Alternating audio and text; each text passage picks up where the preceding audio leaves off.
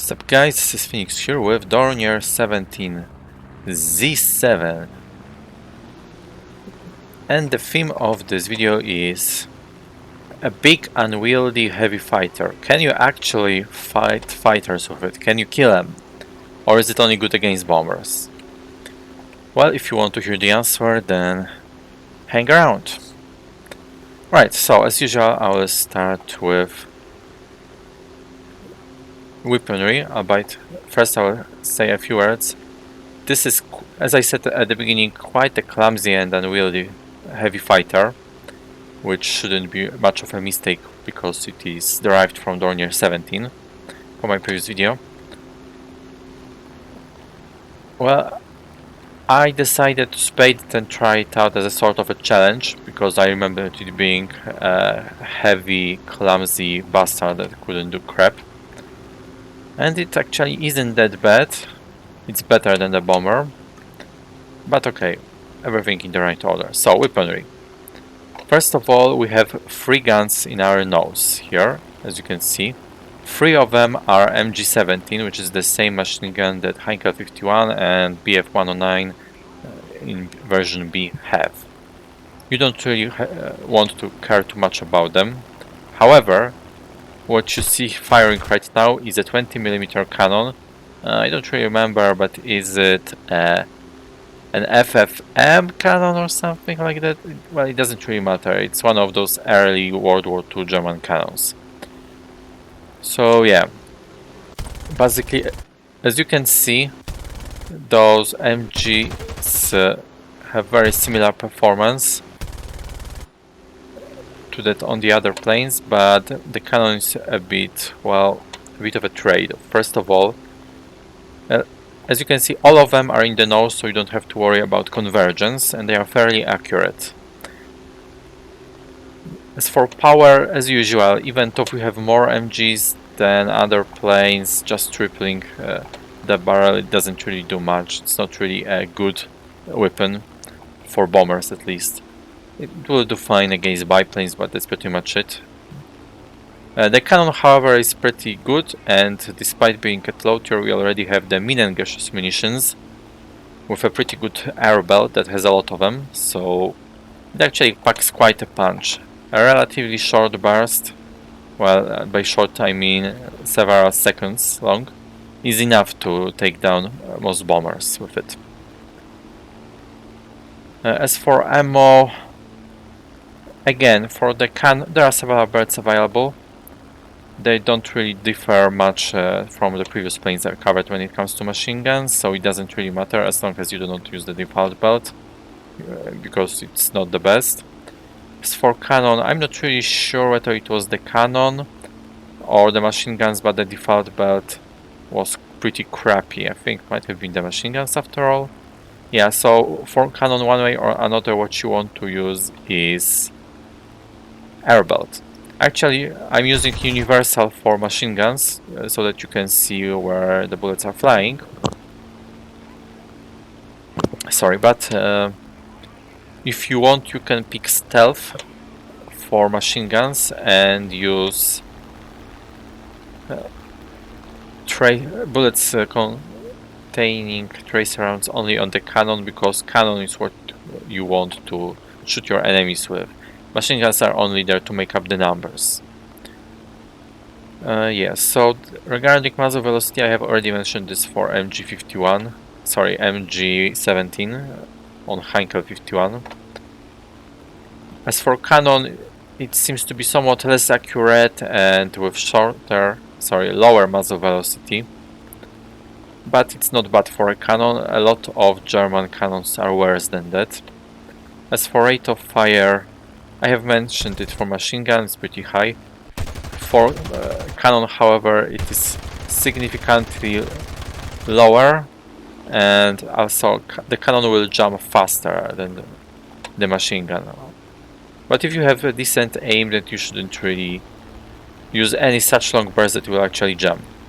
Yeah, so the combat effectiveness overall is that this vehicle is pretty good in RRB, provided you are very skilled at flying heavy fighters. If you are not, then boy oh boy, you will really find it difficult to use effectively against anything except big bombers at high altitude. It really is tricky to use against fighters. Not impossible, but tricky. A phosphor ground RP, it's not that bad. Well, I will talk about payload in a moment, but well, the machine guns are not too good. However, the cannon has better penetration. I think it has like 23, something like 27 millimeters in ideal conditions. So at this BR you should actually be able to destroy some ground targets with the cannons.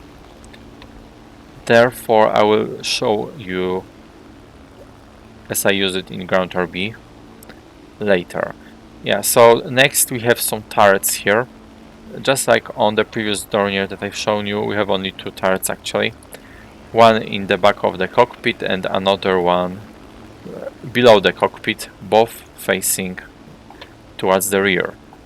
They are pretty much the same as on the bomber version. They are not very reliable and they are only useful against biplanes, to be frank. I think it's even the same machine gun that we have here. Let's see. No, then it actually might be an older one, an MG15. For the turrets you definitely want to unlock a better belt, because the default belt is garbage. Maybe that was the default belt that was garbage that I was talking about earlier.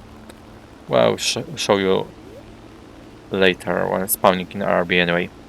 Yeah, so as for payload, it's unfortunately not as big as on bomber version Dornier. If I remember correctly, you can carry three options.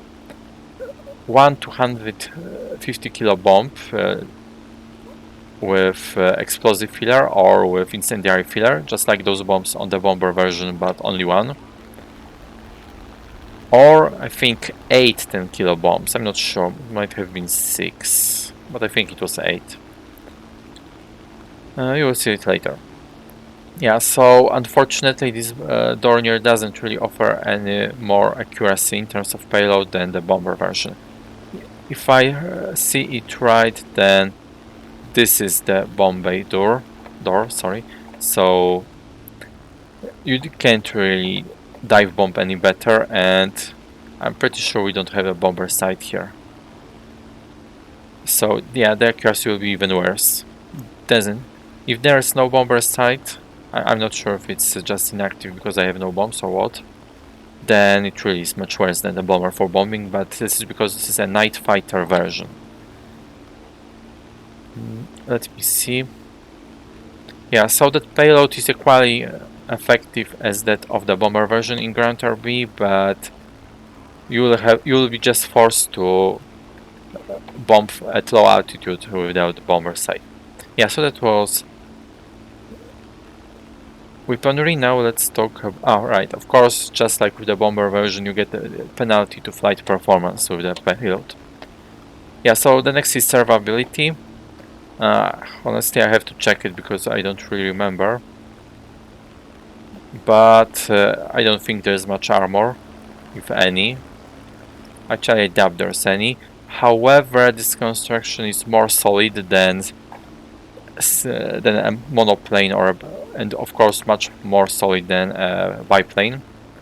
And you have two engines, so it's better at surviving. However, again, we have only one pilot, so pilot snipe will take you down very quickly.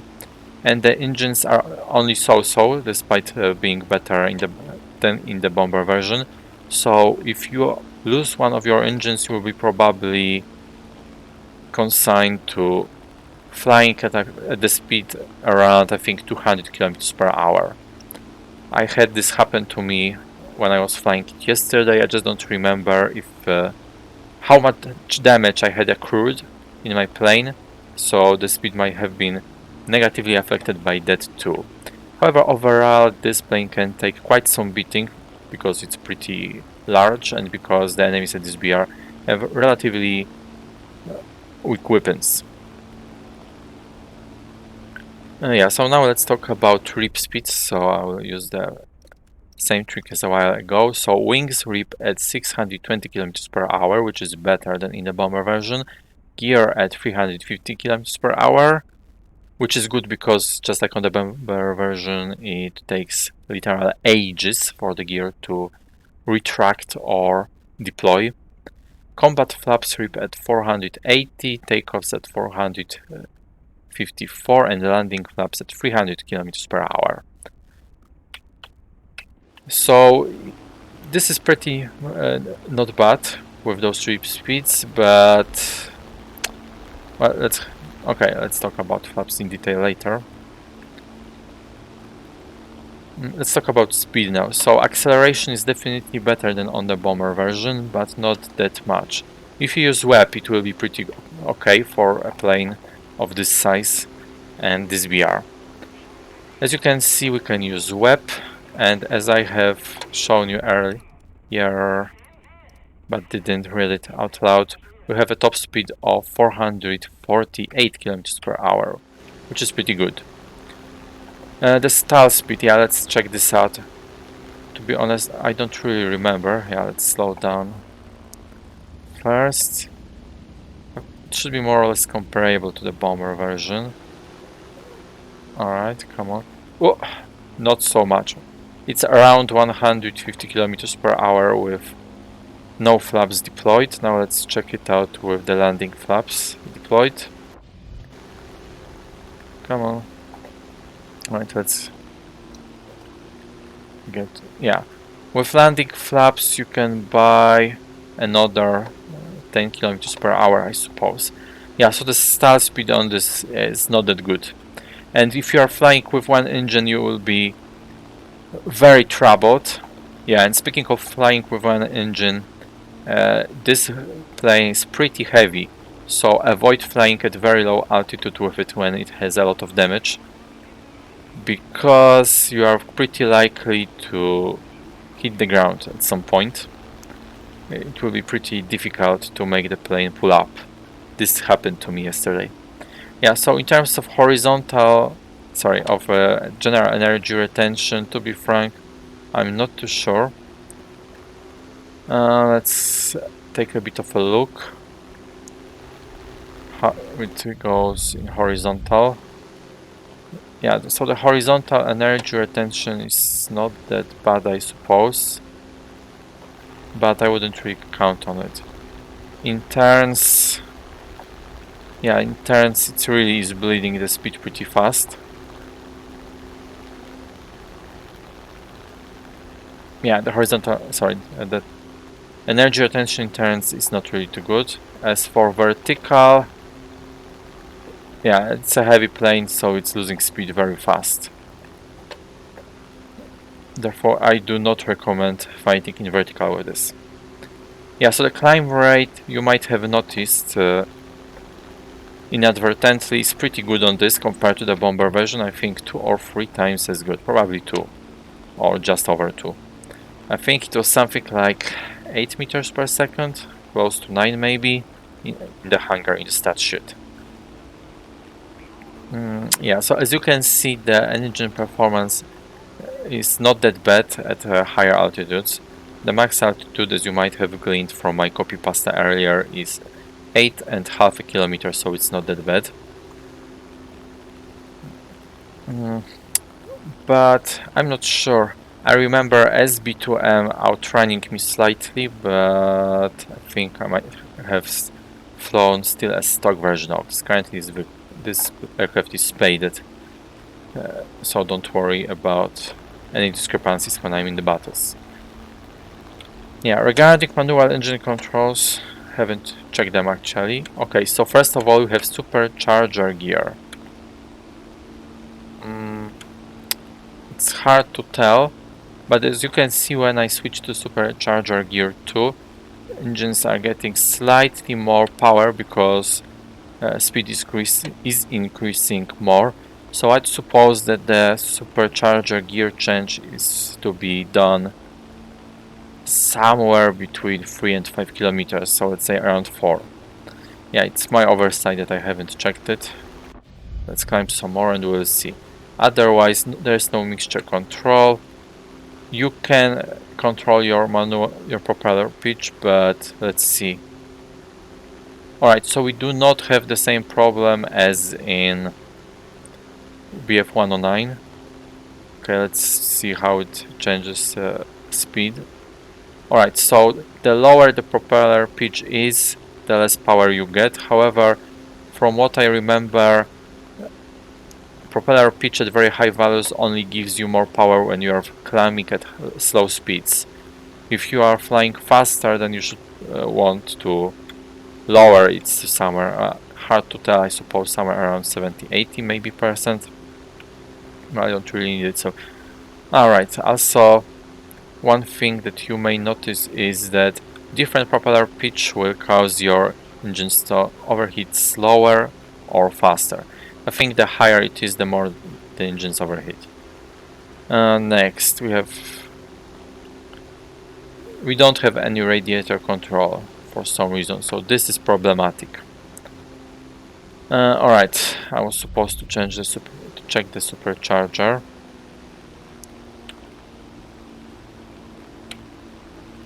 Woo. Oh, okay, so at 4 kilometers, supercharger gear 2 is already better. Yeah, so the transition is probably something like 3.5 kilometers. So that's it for engine controls. As for fuel, as you can see, the minimal amount is very large. It depends on the map, but it would range from somewhere like 80 to 90 minutes, I suppose. Which is problematic because it makes your plane heavy. The fuel burns relatively fast, faster than 1 second per second, so to say. Of course, you won't see it here, but only in actual battle. But given the amount of fuel, you won't ever run out of it. Alright, so let's talk about agility. So the roll rate, as you can see, is bad, really bad.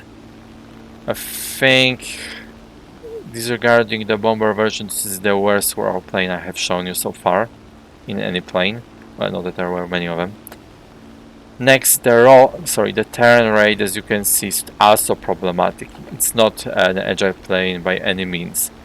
If you pull out your flaps, it will be much better, but at the expense of bleeding your speed faster. The rudder, honestly, the rudder is absolute garbage on this. As you can see now, it's quite sluggish. But what is the biggest problem about this is that when you're flying fast, it will be very difficult to apply corrections to your aim. It will be only possible in the vertical. In horizontal, your aiming reticle will probably go like this, so any nimbler enemy will very easily dodge your fire. Yeah, so speaking of flaps,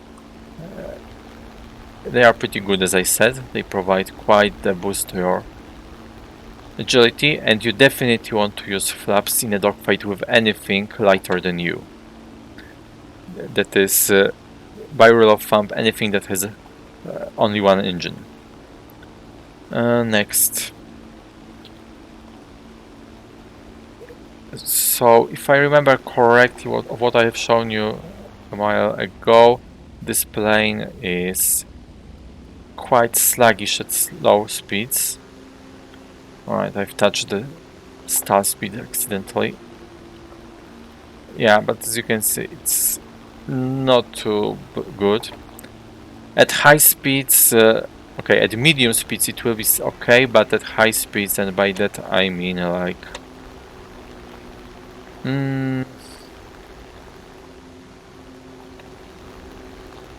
I mean like 400-500 kilometers per hour. Okay, more like 500, closer to 500 at least. Your agility will take a hit. Yeah, so let's take a quick look. Meanwhile, I will mention that there are no extra features for agility. Yeah, as you can see, at over 500 kilometers per hour, elevator, this part here, is starting to cause some trouble. It takes more effort to correct the course, and yeah, generally gets more sluggish. Alright, at 400 km per hour the elevator is back to being good, but the plane is still not all that maneuverable. Yeah, otherwise there are no additional features from what I remember. Alright. Let's see while at it just how much G's do I have to pull or for how long to snap the wings in this. Whoops. Alright, so rip speed, wings rip speed is here. Come on, snap.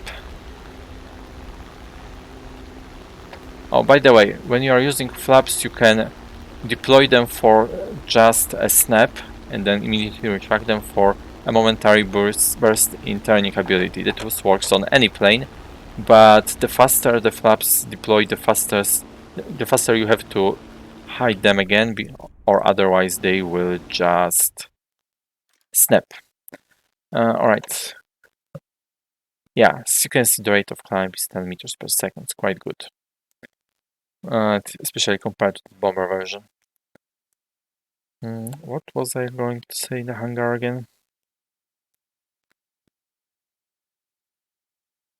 Oh, this is actually an MG151 cannon. Didn't know that. Ah, right, the armor. Okay, so we actually do have some armor, quite a lot of it, in fact. Yeah, so this armor here is not that bad. It will stop most low caliber bullets. Same for this one there. This one is not bad too. Yeah. It seems like the gunners also have some slight protection.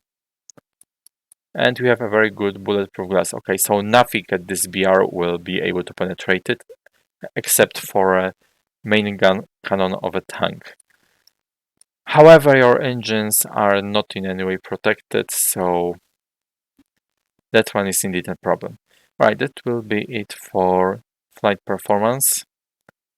I'll be back in a moment in an RRB. Alright, here we are, guys. First of all, general remarks. First, as you can see, the fuel is around 80 minutes, so just as I said. Yeah, as for payload, as you can see, we can have 10 bombs. Just to check the bomber side, let's take one bomb, which I'll immediately drop. Yeah, so, yeah, it was the turret belt, which is absolute garbage, that you should unlock something better.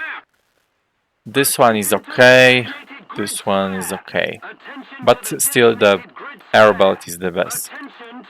Alright, these guys are being really noisy. Right, so, all biplane buffet. Yeah, so as you can see, we have an interceptor air spawn. Alright, so I'm clicking it, but there's no bomber sight. As you can see, that's the payload. Okay, bye bye. Whoops! Well, fortunately, those guys took off. That would be a nasty surprise for them.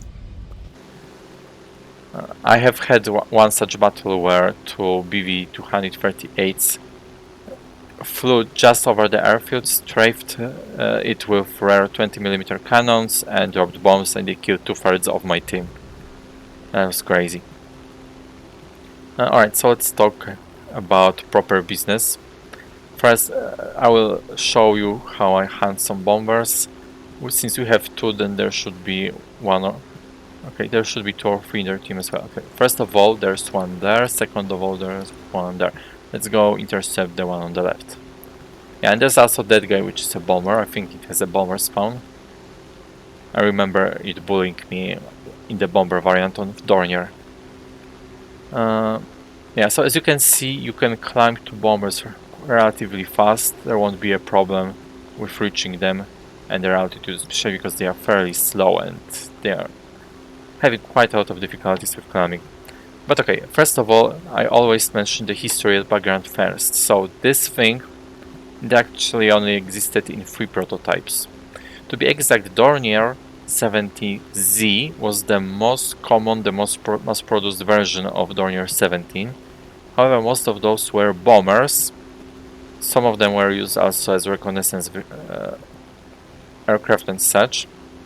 Well, in case of this one, as I said, there are 3 prototypes made, but they weren't really appreciated, I suppose, so they weren't produced. There was also a second version, I think it was Z10 or Z11, I think it was Z10, which had more machine guns, 4 of them to be exact, and it had an infrared light in the nose, which would in theory be capable of finding targets, or rather it would illuminate them and then show their image to the pilot. However, this didn't work in practice, so much for infrared. Yeah, so that's pretty much it for the background of this thing. I will not repeat myself regarding the whole history of the plane. I always do this on the first video anyway. Yeah, so first of all, approaching a bomber, remember to be careful of their turrets. Alright, I think this distance is good enough. Let's shoot a bit. Yeah, as you can see, it's fairly easy to get some crits. Well, you still need your aim to be true in order to actually hit the enemy bomber and cast some damage. Alright, this fire, I think it should finish him off. It looks pretty big. Whoops, overheating. Wait, he actually put this out? And there's some dudes chasing here. Alright, let's go again. Alright, I forgot to put the stealth belts back in. Honestly, you probably want to use stealth belts on this, because if you do, then the tracers from the machine gun will not interfere with your aiming the cannon. The cannon is the most important. Well, my team got owned, which means that this round may be interesting. It also means that I may have no need to show you fighting with fighters in separate video. Alright, let's just shoot some MG151 now. Yeah, shooting just the MG is much better. Alright, let's go there. Try to bail out that RUDDER Do-17. And maybe there's someone else coming. Alright, so now let's talk about the performance in RRB.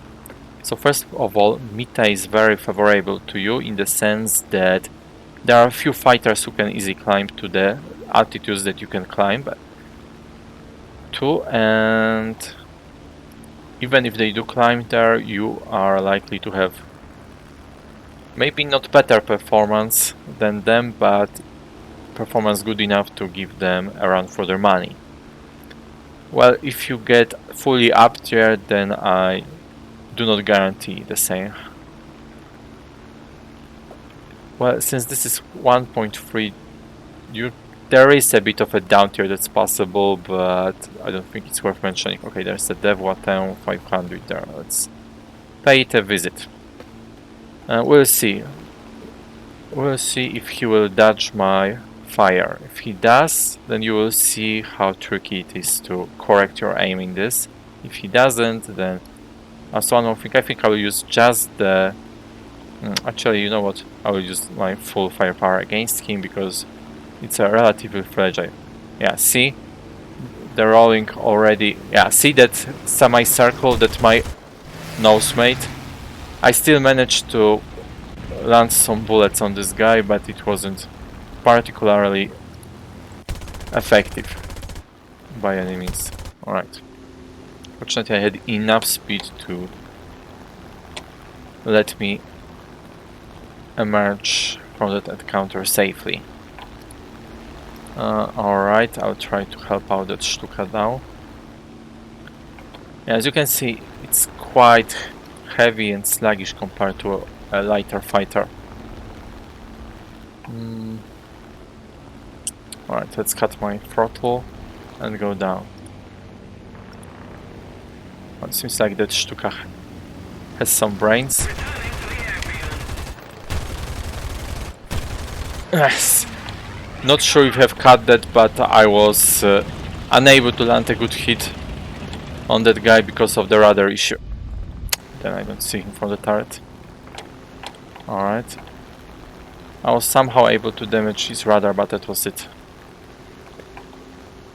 Yeah, so hard enemies that you'll encounter in Do-17 are basically the more nimble fighters.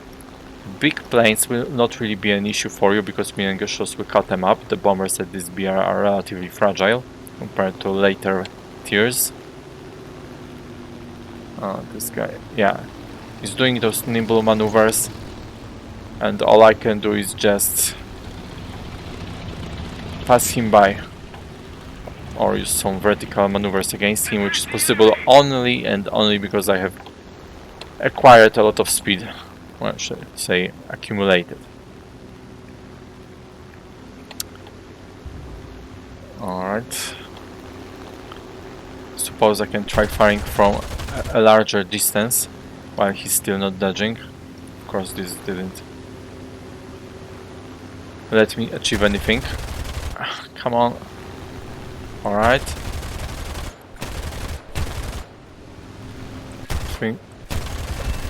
Alright. He wasn't the smartest at dodging, which is why I was able to take him down. But overall, it's quite tricky. Yeah, so hard enemies, as I said. Biplanes, if you let them come close, and if they know what they are doing and know where to aim, they will be an issue for you. Where's the last guy? Seriously. Alright, you know what, I will continue in a short moment, in another battle. I don't know how long it will take to find this guy, so be right back. Alright guys, here we go again. So, one thing that I have forgotten to mention, that you can use this vehicle for some ground pounding and RB. However, I'm not really sure. To be frank, I don't really recommend wasting time on it. The ammo you have is limited. It's better spent on bombers. And honestly, there are better planes for ground pounding. You probably won't be able to pierce through medium tanks anyway with this. Right, so this time I won't bother chasing those bombers, albeit we have... okay, so you know what, we'll see. I'll take a glance. If they are low and I don't have to climb anymore, then I will pay them a visit. If not, then I will turn back to the right and engage the fighters directly. Yeah, so advice tactics for this depend on what you want to do.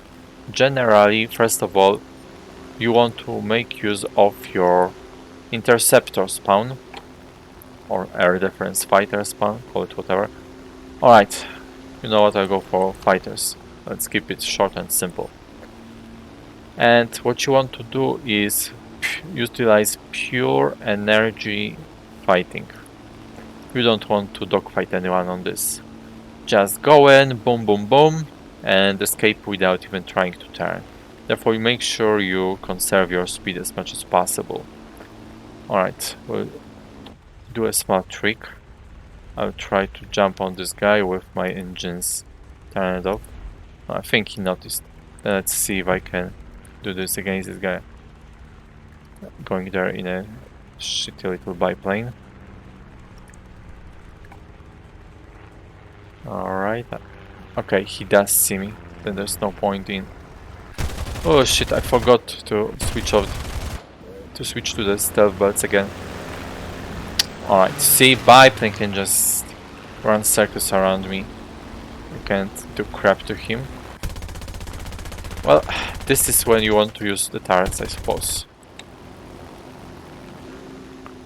Let's wait for him to get away a bit so that I have enough time to turn. Alright, should do. Yeah, so those are the tactics. You have to play conservatively with this. So in summary, this is an unlikely choice for ARB. It's good for hunting bombers, but otherwise the rest just depends on your skill. If you are very skillful with it, then you can have some fun against fighters, but I don't really recommend. It's very difficult, very unreliable. It can be used for ground pounding, but again I don't really recommend. Well, maybe I'll engage those fighters and show you how it works in a ground pounding role. Yeah, so that's pretty much it. So it's a bit early, but I think you should have realized more or less the answer to the question of the video right now. But okay, I will address it patiently at the end. Come on. As you can see, even a biplane can be problematic to chase down when he has enough altitude to dive down from. Come on.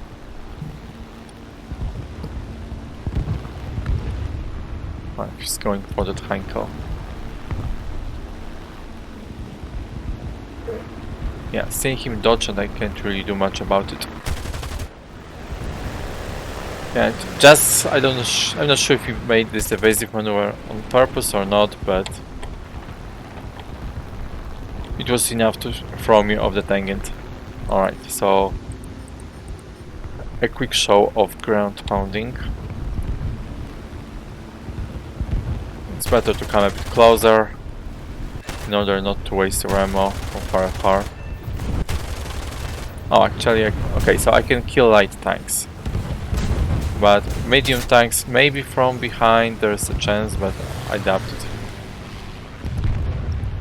Yes, you have seen a moment ago, the turrets will fire at enemies with AI gunners, but don't really count on them. Oh, this guy. Woo. Yeah, as you can see, a single engine bomber slash attacker is really an annoying enemy for you because it's way more agile than you are. Alright, I have to go more levelly to get my turret low enough to target this guy.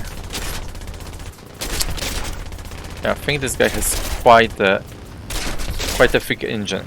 Yeah, great. Got both my gunners with one shot. Yeah, see? If you make a mistake, if I made by being too careful when taking this guy head on, then this is what happens. Even a stupid attacker can easily destroy. Alright. In that case, I will just show you the ground RB next. Be right back.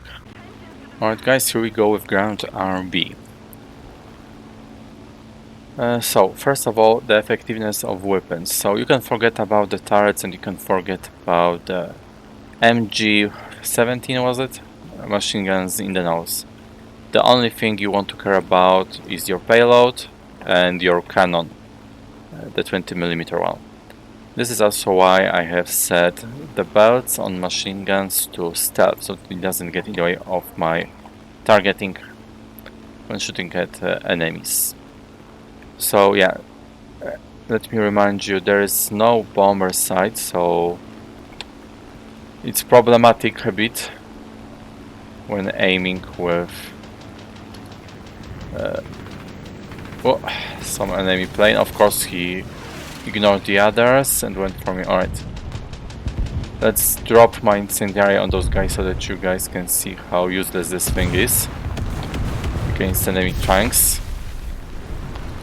See, one of those guys, the marker lit up, meaning I hit him, but I dealt him no damage. I didn't even get a hit notification. Oh, I think that where my tail points would have been a better place to hit with a bomb, but whatever. Yeah, so when you strafe with cannon, it would be nice to hit right from the top, but you cannot really do this with this plane because it's too slow and heavy. What you want to do then is to fly possibly levelly and seek perpendicular angles like this. I hit his side at a 90 degrees angle and it was an easy kill. Yeah, so this BR is like 2.3 or 2.7 because I took a vehicle from higher BR, and you can still somewhat manage here, but at 3 and above it will be tricky to kill enemies with your cannon. Because again, as I said earlier, we have only 27mm of penetration in ideal conditions. Quite a few tanks at this BR can already shrug off this much from the front. Again, your payload will be effective at this BR and even higher, but the tricky part is actually hitting with your payload. No, it doesn't have it, I didn't really see it. Okay, oh, there's a truck.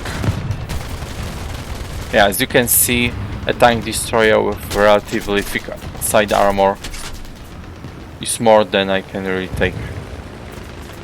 Seems like there was more than one SPA there. Yeah, so in terms of survivability, well, you can take some beating, but the more damage you accrue, the slower and clumsier you will be, and at that point it will be difficult for you to climb and difficult for you to avoid the obstacles. You are very likely to crash into something, especially because you have to fly low to deal any serious damage. Well, yeah, I cannot even aim at these guys because of this wall.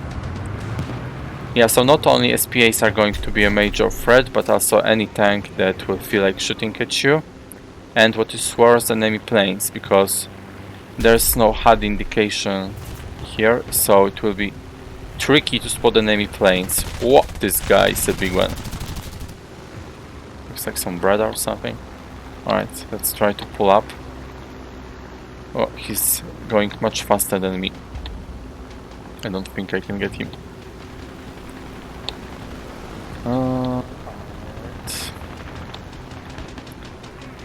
There's something else I can hear to my left. Okay, I see it. Another twin engine. Another bread, I guess. Try to get it, but it's going too fast for me to do it, I think. Still, I can try. Yeah, but as you can see, enemy planes are going to be a considerable threat to you. You probably are not going to survive until you run out of ammo and payload. I mean, payload yes, but not ammo to the cannon. Okay, let's try to get something from ground targets before that Preda or whatever shoots me down. Yeah, as you can see from far away, it's difficult to deal damage. Whoa. Yeah, got too much damage and got too heavy. Yeah, if you are lucky on a good map with nobody shooting at you and with no planes to bother you, or with enough friendly planes to stave off enemy planes counter-attacking against you, will rack up some nice kills with it. So a few battles ago I had like 4 kills with this thing, but I screwed up majorly that battle too, so I ended up deleting that footage. Yeah, so again, you don't really want to go farther than, let's say, 2.3, maybe 2.7. So yeah, don't really overtier this thing. There are better planes for this, like this one, for example. Yeah, so overall, it is possible to use this in Ground RB with some good effect, but it is quite situational. It really depends on how much effort an enemy will put into shooting you down. And also, while you can actually shoot down planes as our enemy fighters in RRB, it will be very difficult for you to do the same in Ground RB, because they will most likely be able to take you off guard. Yeah, however, even then, what you should do is fly low, levelly, possibly fast, and try to destroy as many ground targets as you can before you are destroyed yourself. Right, so organic economy, it's worse than what I have shown you last time. Was it on this one? Yeah. The SL modifier is worse. Yeah, the repair doesn't really matter at this BR, it's just low. So is it worth your time? I would say not really. I would say you should skip it and go with this one maybe, or this one. I think they have better performance. Those guys are not spaded yet. Or was it this one? Alright, it doesn't really matter right now. Anyway, there are better options for twin-engine fighters, if only BEF 110, which is way better than this. However, you still can use it against enemy bombers in RRB. In ground RB, I wouldn't really recommend bothering too much with it. So the answer to the question posed in the beginning is that yes, you can take down enemy fighters with it, even single-engine fighters, but it will require a lot of skill and luck on your part. It's best to just stick to fighting bombers in this, and remember to be careful of the ones with less than 2 engines. That is with 1, because they are agile enough to give you a run for your money and probably even shoot you down. Yeah, so last thing regarding the order in which you want to unlock modifications. So you probably want to unlock 20mm as soon as possible. I suppose turrets 7mm, yeah, belts for your turrets are also going to be important, and otherwise just performance upgrades focusing on the engine.